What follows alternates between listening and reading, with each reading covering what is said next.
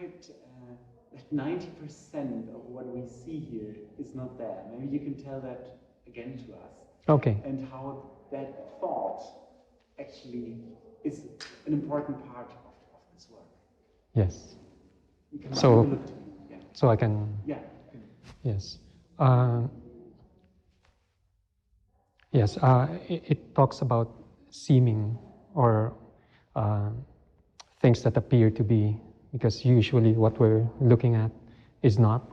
So this piece entitled "The Well," it reminds us that most of the things that we're looking at, they appear to be only because of our senses.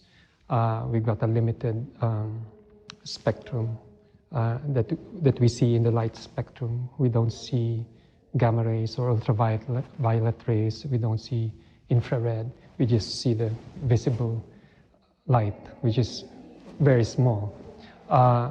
What we see here is an expansion of what is there, but also admits that it's also limited at the same time, because more than 90% of what you're looking at in the well doesn't really exist. I mean, it exists with a sense of sight because light weaves this image together. But for the other senses, more than 90% of it is not there.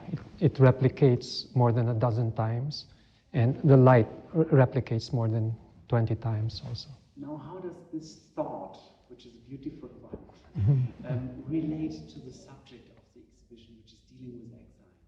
You know, yes. Where's the relationship for you? Yes, I think I was talking about stand-ins and replicas or replacements, surrogates. The value of proxies. Sometimes copies are not that appreciated, or things that look like something but is not. But it's there to actually provide something.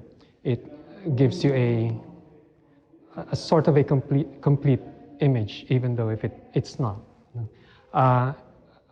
And the loss is somehow filled in.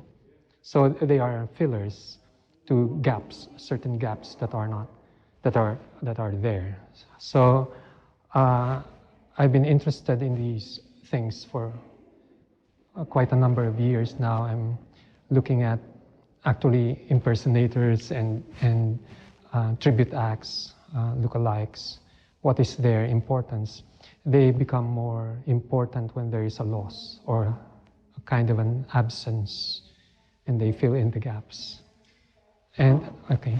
How do you think that this exhibition is actually, each position is somewhat bringing a thought to the table of thinking about memory, and of thinking about exile possibly, of having lost something, of having quit something?